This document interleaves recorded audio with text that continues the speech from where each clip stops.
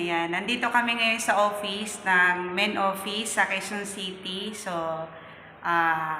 papasok ako ngayon. So, dito yung entrance natin. So, ito yung ating tarpaulin na nakabalandra dito. So, ito po yung ating, ito yung ating cashier. Okay? Pagpasok mo dito, ito na yung bubungad sa'yo. Ayan. So, dito yung mga legalities natin. So, lahat ng mga legalities nakadikit dito. So, yun siya. So, ito yung cashier office. So, ito yung mga business partner natin. So, nakadisplay din dito yung mga sample ng mga product and yung ating mga legalities also. So, dito naman, nakalagay dito yung mga promo ng mga product. So, kung makita mo dito, ayan. So, ayan. Hindi ko kasi siya mabak yung video, no? So, yan siya. Diba? Ang ganda ng office. So, ito lang yung sa cashier. Yung training room naman, nandoon sa second floor.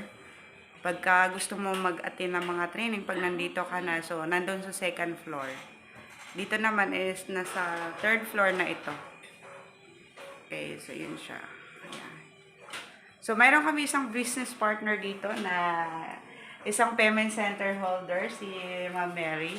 Ma'am Mary, baka magsabi ka sa aking client from OFW na gusto rin mag-join. Join ka na po. Kasi maganda po yung kitaan dito sa payment center natin. And okay lang po kunwari nasa abroad ba si ma'am? Yes. Okay lang po kunwari hindi ka po muna magpupwesto kasi ako po hindi pa po nagpupwesto pero kumikita na po ako. Kaya avail na po kayo. At saka, to si Ma'am Monisa, very hands-on siya. So, nasa mabuti kayong kamay if you're gonna avail of the payment center. Alright?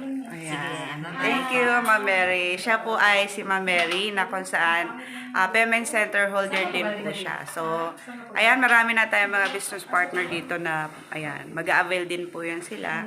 So, yan lang, ma'am. Good morning.